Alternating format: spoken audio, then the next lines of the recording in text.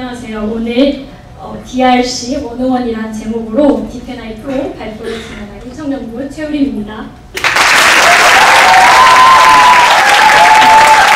소장님께서 설명해 주셨는데 콩고에 대해서 설명할 거긴 한 건데 왜 101이라 지었냐면 프로듀스 101이 아니라 101이 원래 영어 뜻이 대학에 들어가서 첫 배우는 교재 학수 번호예요. 그래서 기본, 입문 이런 뜻이 있어요.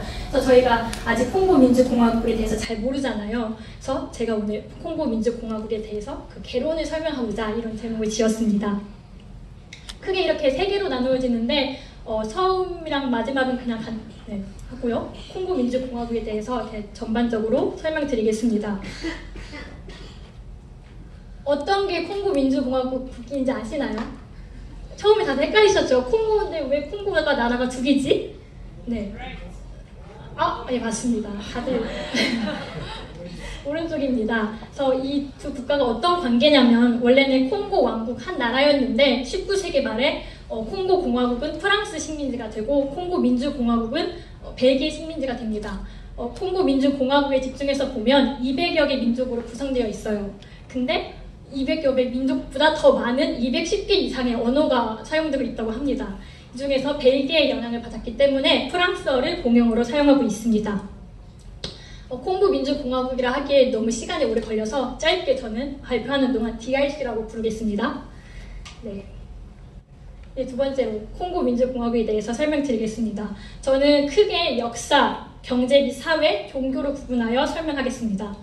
먼저 역사입니다. 15세기에 처음으로 콩고 지역이 세계에 알려졌어요. 그래서 그 15세기를 시작으로 해서 크게 4개의 시기로 구분할 수 있습니다. 먼저 15세기를 보시면 포르투갈 탐험가가 콩고 강 어귀를 발견했고 그때 처음으로 외부 서양 세계와 교류가 일어났어요. 근데 선교와 함께 노예무역이 시작되었어요. 굉장히 슬픈 일이죠. 그래서 이후에는 19세기 이때는 크게 세 가지를 할 수 있는데 1950년 링컨 대통령이 노예제를 폐지했거든요. 1840년대, 50년대 대부분의 국가에서 노예제가 폐지되었는데 이 당시에는 콩고 지역에서는 여전히 노예 무역이 성행하고 있었다고 합니다. 그 이후에는 우리 목사님 설교에서 나왔었는데 본격적으로 콩고 군지 탐험이 시작되었습니다. 오른쪽에 먼저 나오는 사진은 리빙스턴 선교사인데요. 아프리카 노예 제도의 폐지와 기독교 전파를 위해서 힘쓴 선교사이자 탐험가입니다. 네, 구체적으로 어떤 일을 했냐면 아프리카에서 성행하고 있는 노예 무역의 참상을 글로 써서 영국인들한테 이게 정말 사람들을 죽이고 있구나, 정말 비인간적으로 다루고 있구나, 그래서 그런 인식을 바꾸었고요. 또 그동안은 해안 지역으로 선교가 이루어지고 있었는데 그게 아니라 선교사들은 내륙으로 들어가야 된다 주장을 펴서 내륙으로 많은 선교사들이 들어갈 수 있도록 힘썼습니다. 또한 진정한 노예 무역 종식을 위해서 산업선교라는 단체를 설립했어요. 그래서 왜 노예 무역이 이루어지냐면 돈이 되니까 그 지역의 귀족들이 자신들이 부리던 노예를 판 거거든요. 그래서 아프리카인을 대상으로 기술교육을 실시했습니다. 하지만 이 모든 것들이 복음의 비밀이 깨닫지 못한 열심으로 이루어진 거기 때문에 리빙스턴 선교사가 30여 년 동안 아프리카 평생을 헌신하면서 했던 모든 일들이 오히려 재앙으로 돌변을 했습니다. 왜냐하면 바로 잘 안 보이시죠? 아프리카 유럽 식민지화에 대한 선봉장 역할을 했다는 거예요. 뭐냐면 그동안 아프리카는 미지의 땅이었는데 리빙스턴을 계기로 시작으로 많은 탐험가들이 들어갔고 아프리카 지도가 작성이 되었어요. 그래서 이 땅은 굉장히 뭔가 자원이 많은 땅이구나, 뭔가 우리가 착취할 게 많은 거구나, 그런 관심을 불러일으켜서 서구의 제국주의, 식민주의가 들어간 것입니다. 그래서 30여 년 동안 헌신한 게 결국에는 오히려 아프리카를 세상에 알려서 유럽 국가의 침략을 도운 셈이 되는 겁니다. 두 번째로 스탠리입니다. 이 스탠리는 원래 미국의 기자였는데 리빙스턴이 5년 동안 실종된 적이 있어요. 유럽 서구 세계하고 연락이 안 된 적이 있어요. 근데 당시에 굉장히 뜨거운 핫스타였기 때문에 리빙스턴이 어디로 갔느냐 찾아봐라 해서 특별히 콩고 지역에 파견된 탐험가인데요. 리빙스턴 만나고 그 위로 콩고를 탐험하면서 탐험기를 발간을 했어요. 그래서 더욱더 그 사람들의 관심을 불러일으켰고요. 특히 오른쪽에 레오폴 2세라고 있는데 콩고 민주공화국이 벨기에 식민지였다고 했잖아요. 이분은 레오폴 2세는 벨기에 국왕이었습니다. 그래서 스탠리를 보고 딱 고용을 한 거예요. 너 탐험을 잘하는 것 같으니까 콩고강 식민지 건설을 위한 잠재성을 조사해봐라. 얼마나 이게 우리가 도움이 될 것인지. 그래서 고용돼서 행정관으로 콩고 지역에 들어갑니다.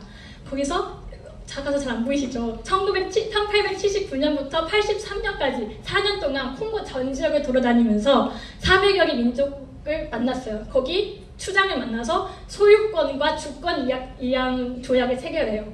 그래서 이게 목사님이 말씀하셨던 진짜 무지한 지도자들이 서양이 내게 웃는 모습에 반하고 또 설창물에 반해서 아무것도 모른 채 모든 걸 다 빼앗긴 슬픈 역사를 보여주는 것입니다. 이때 이 스탠리가 맺은 이 주권 이양 조약이 이제 본격적으로 서구 열강이 아프리카 들어가서 각자 땅 따먹게 해먹는 일에 도화선이 되었습니다. 네,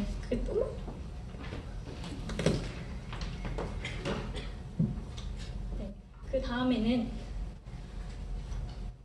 그 다음에 1884년부터 2년 동안 베를린에서 국제회의가 열렸는데요.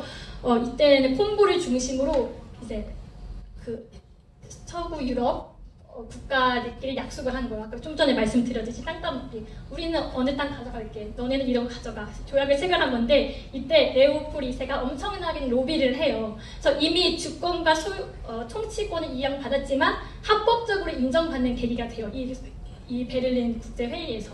그래서 이제 서구 사회에 인정도 받았겠다. 레오폴 2세는 본격적으로 또 DRC의 주민들을 노예화시켜서 고무 채취도 이렇게 강제로 동원합니다.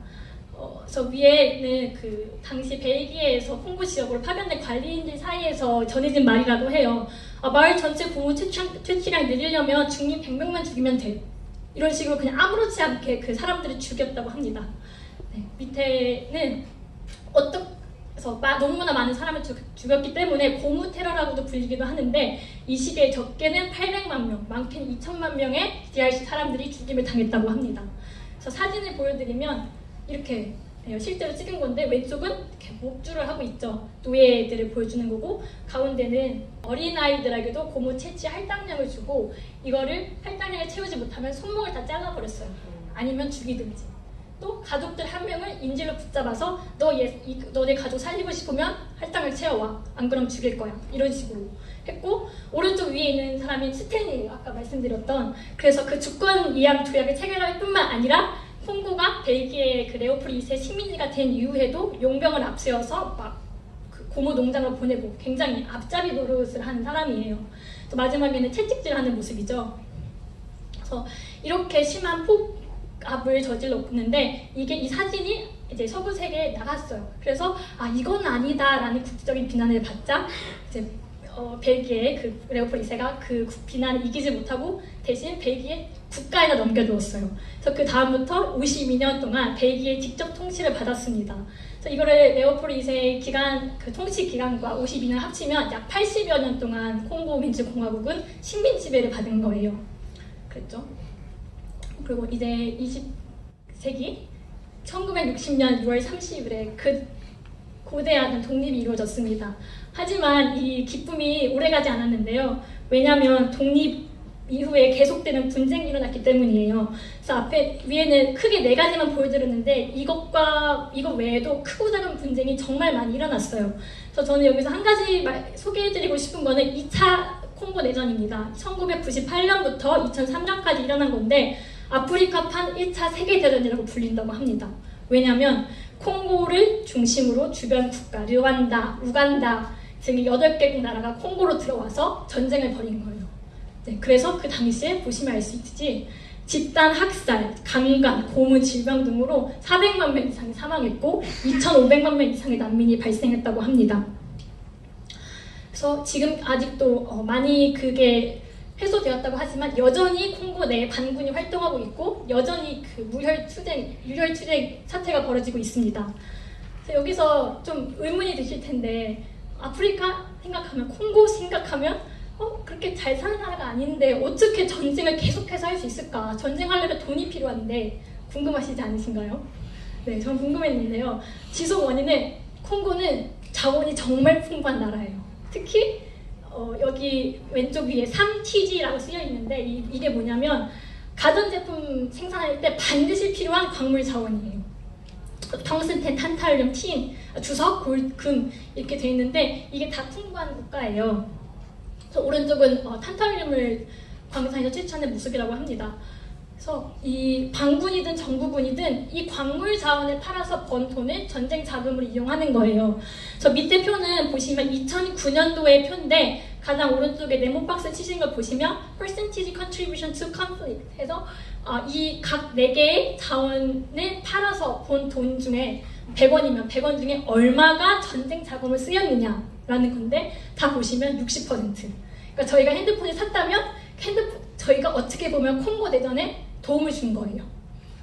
네, 저는 이걸 2년 전에 학교 수업 시간에 배웠는데 굉장히 충격을 받았었어요. 네, 그래서 이렇게 자원이 많은데 오히려 그게 도구로 작용해서 국가의 분쟁을 야기하고 오히려 국민 생활을 무너뜨리고 그렇게 되고 있습니다.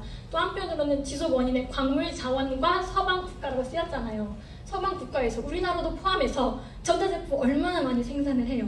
근데 콩고가 민주주의를 이룩하고 잘 정세가 안정화되면 그러니까 상대적으로 무역하기가, 교육을 하기가 좀 까다로워지는 거잖아요. 그래서 겉으로는 굉장히 미주행 등을 통해서 지원도 많이 해주고 하지만 속셈은 DRC가 그렇게 정치 안정화되는 걸 원치 않는데 이런 마음이 내심이 있다고 합니다. 그래서 알게 모르게 계속 전쟁을 부추기는 게 있다고 합니다.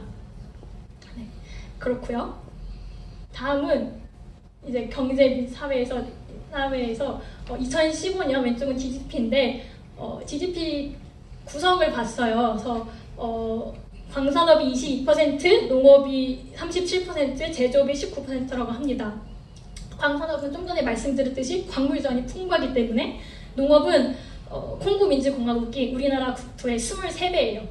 그리고 열대교이기 때문에 1년에 벼농사를 2번 지을 수 있고요. 그래서 농업과 광산업이 미래의 이 콩고 민주공화국의 국가에 성장할 수 있는 기반이 될 것이다. 그렇게 평가를 하고 실제로도 정부에서도 이쪽에 집중 육성을 하려고 하고 있습니다. 제조업은 상대적으로 떨어지는데 19%나 된다고 하지만 워낙 원래 시설도 노후화되어 있고 전쟁을 겪으면서 워낙 많이 파괴되어서 잘 이루어지지 않는다고 합니다. 또 오른쪽 표는 2014년 실업률인데 DRC의 노동 가능 인구 중 46%가 직장이 없다고 합니다. 왜냐하면 원래 발전된 것도 그렇게 많지 않지만 계속 전쟁을 겪었기 때문에 뭔가 안정적인 일을 한다는 게 힘든 상황이에요. 그래서 이렇게 일자리가 없기 때문에 이런 통계가 나오는데요. 첫 번째 빈곤율이라 함은 하루에 1.9달러 이하의 돈으로 사는 사람이 전체의 77%. 이건 2011년 통계입니다. 그리고 두 번째하고 세 번째는 UN 2018년 통계인데 식량이 부족한 인구가 770만 명, 인도주의적 지원이 필요한 인구가 1,300만 명이나 된다고 합니다. 네. 그래서 이들을 돕기 위해서 아까 말씀드렸듯이 국제적인 원조가 많이 이루어지고 있긴 해요. 그래서 실제로 사하라 이남 지역 국가 중에서 에티오피아 다음으로 두 번째로 큰 규모로 원조를 받고 있다고 합니다. 하지만 그게 그들한테 진짜 필요한 거는 복음 이전에 복음은 당연한 거지만 그 이전에 오늘 당장 먹을 밥이 아니라 지속적으로 내 무너진 삶을 다시 재건할 수 있는 일자리가 필요한 거예요. 그래서 지금은 많이 그게 바뀌어서 우리가 그냥 빵만 던져줄 게 아니라 진짜 물고기를 잡는 방법을 알려줘야 된다 해서 그런 식으로 많은 투자가 이루어지고 있긴 합니다. 전 세계적으로. 근데 그게 잘 아직 되고 있는 것 같지는 않습니다. 그렇고요. 네, 이제 종교로 넘어왔는데요. DRC의 종교를 설명드리기에 앞서서 아프리카 전체 기독교 역사를 간략하게 설명을 드리겠습니다.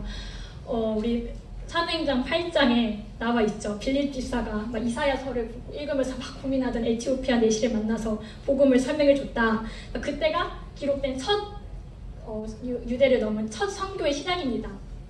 그리고 이런 기록이 있다고 합니다. 기원 후 60년에 마가가 이집트 해안 알렉산드리아에 가서 복음을 증거했다는 기록이 있다고 합니다. 그렇고 4세기에는 기독교가 국교로 공인되었는데 로마가 기독교를 공인한 게 313년인데 그 즈음에 아프리카 두 개 나라인 아르메니아와 에티오피아가 기독교를 국교로 공인했다고 합니다. 근데 그렇게 잘 동으로 서로 확장을 하다가 7세기에 딱 이슬람이 등장을 하니까 그게 많이 쇠퇴를 했어요. 그래서 여기는 정말 마귀가 문화적으로, 제도적으로 개입한 것을 볼 수 있는데 기독교는 기본적으로 일부 일처제잖아요. 근데 이 당시 아프리카 국가는 일부 다처제였던 거예요. 그래서 이슬람은 일부 다처제니까 우리가 보기에는 아무래도 일부 다처제, 우리가 하고 있는 거 일부 일처제? 그러면 지금 뭐 아내를 많이 다 있는 사람들은 어떻게 이런 문제가 발생하잖아요. 그래서 그런 제도적인 요인도 작용하고 있다. 그래서 이슬람으로 인해서 기독교가 7세기쯤부터 쇠퇴를 했고요. 15세기 들어서야 아까 그 포르투갈 탐험가가 콩고 강지 어디를 발견해서 선교가 들어갔다고 했잖아요. 15세기가 되어서야 사하라 사막 이남에 기독교인데 가톨릭에 전파되었습니다. 또 17세기에는 남부 아프리카에 네덜란드 선교사들을 통해서 개신교가 전파되었다고 합니다. 이제 콩고의 전체 큰 특징을 보면 내륙 국가, 해안 지방 말고 내륙 쪽으로 보면 19세기까지는 기독교든 이슬람이든 아무 종교도 영향을 받지 않고 토착 종교가 그대로 유지됐다고 해요. 19세기 되어서야 아까 리빙스턴, 스탠리가 그를 통해서 발견했던 것처럼 노예제 반대 운동 플러스 이걸 리빙스턴이 한 거죠. 또 식민지화에 대한 유럽인의 관심, 이걸 스탠리 쪽에서 한 거죠. 그래서 19세기부터 아프리카 선교가 본격적으로 이루어집니다. 근데 아까 이슬람 말씀을 드렸는데 이미 이슬람으로 개종한 국가에서는 기독교가 힘을 쓰지 못했다고 합니다. 그래서 북부 아프리카와 일부 동부 아프리카는 저 초록색이 이슬람이 지배 종교인 국가를 보여주는 것이 있거든요. 그래서 거기는 이슬람, 밑에 보라색으로 된 데는 기독교, 가톨릭이든 뭐든 다 섞어서 입니다. 근데 가장 여기서의 큰 문제점은 기독교라 하지만 원색적인 복음을 들은 적이 없기 때문에 기독교가 토속신앙과 결합된 형태라는 겁니다. 이걸 좀 더 구체적으로 이제 설명해 드리겠습니다.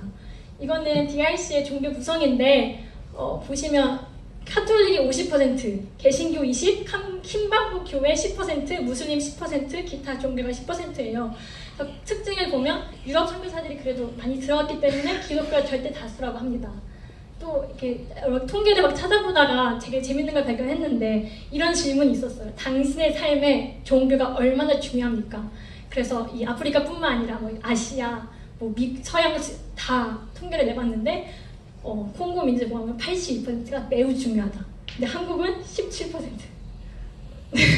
그렇다고 합니다. 네, 이 콩고 민주공화국뿐만 아니라 사하라 사막 이남의 국가는 대부분이 다 70% 적어도 70% 이상으로 굉장히 종교적인 색채가 강한 지역이 아프리카 대륙입니다.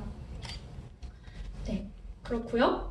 이제는 10%를 차지하는 토속 신앙을 먼저 설명을 드리면 일신론, 애니미즘, 활력서 되게 다양한 토속 신앙이 있는데 거기에 가장 큰 핵심은 조상을 숭배한다는 거예요. 그래서 어떻게 조상을 숭배하냐? 일상생활에서 소통을 막 하면서 우리 종사 잘 짓게 해주세요. 풍작을 기원하고 애군을 쫓기 위해서 제사를 지낸다고 합니다.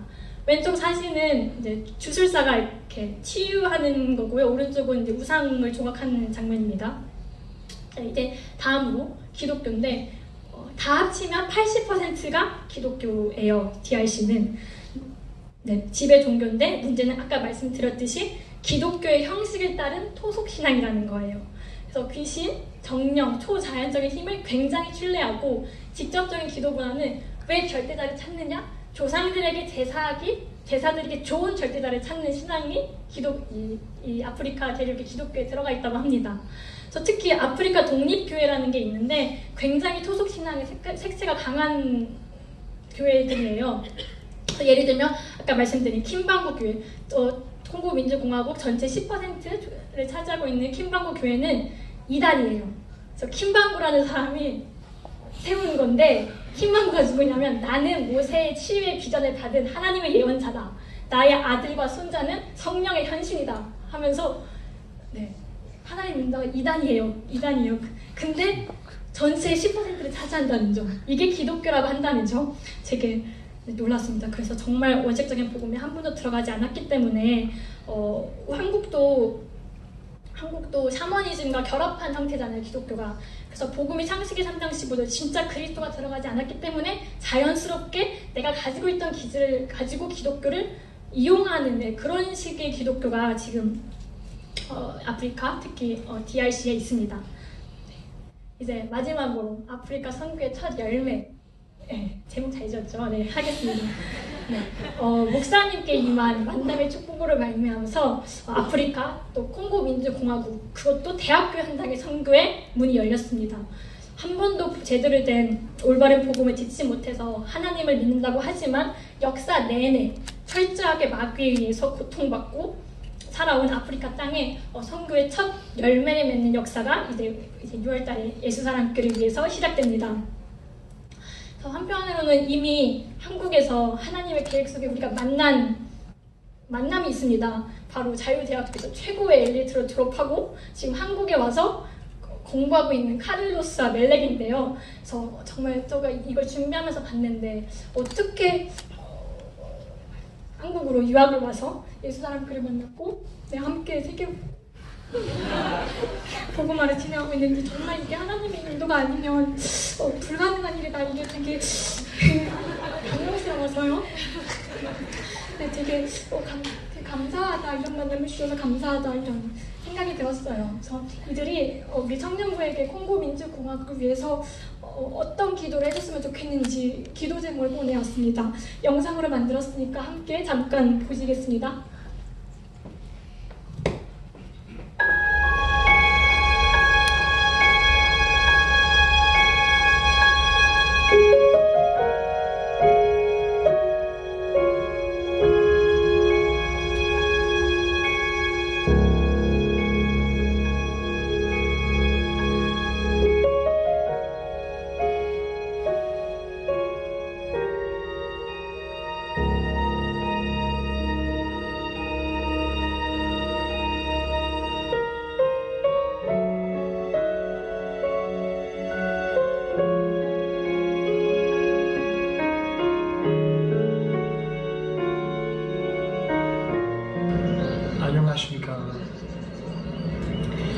Thank you very much, Jesus Love Church, for Congo Mission. May God bless Congo team with courage and greatness. Congo is the future of Africa. Please pray for Congo Gospel Revival. Please pray for a stable national government rooted in righteousness. Please pray for followers of Jesus to be ambassadors of spiritual and national reconciliation. Please pray for Jesus Christ to heal those traumatized by violence. Please pray for the hungry and the thirsty, the poor and the sick. I believe that your prayer and service to Congo, especially at Chayu will be a cornerstone toward Congo evangelism revival. 우리에게 능력 주시는 예수 그리스도 안에서 우리는 모든 것을 알 수 있느니라. 콩고팀 파이팅!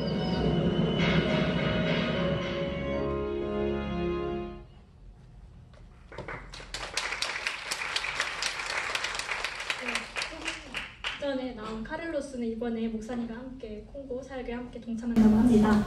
네, 기대해 주시고요. 여러분, 아프리카의 복음의 시대가 열렸습니다. 분명히 성경에 땅 끝까지 이르러 모든 민족에게 복음이 증거되어야 끝이 온다고 했고, 또 이 시대의 땅 끝은 아프리카입니다. 이번 주 2부 예배에서 이광선 목사님께서 콩고 자유대학이 콩고 민주공화국의 연세대학교가 되면 좋겠다고 그렇게 마음을 두고 있다고 말씀하셨습니다. 하지만 연세대학교 또한 참 복음 그리스도가 없기 때문에 지금은 미션 스쿨이라고 말하기 민망할 정도로 타락한 상태입니다. 자유대학교도 근본 문제가 치유되는 진짜 복음이 전해지지 않는 이상 마찬가지입니다. 지금까지 계속 말씀드렸던 경제, 사회, 종교 등 콩고 민주공화국이 직면하고 있는 다양한 문제는 국제적인 원조, 이런 인도주의적인 방법으로는 절대로 근본적인 문제를 해결할 수가 없습니다. 오직 원칙적인 복음이 그 땅에 뿌리를 내려야 합니다. 그래서 이번 달 9일부터 16일까지 선교 여행 사역이 진행될 것입니다. 이 사역은 정말 역사적이고 시대적인 사역입니다. 처음으로 한 번도 창세기 3장 15절 복음이 올바르게 증거되지 않았던 나라의 땅에 정말 처음으로 복음이 증거되는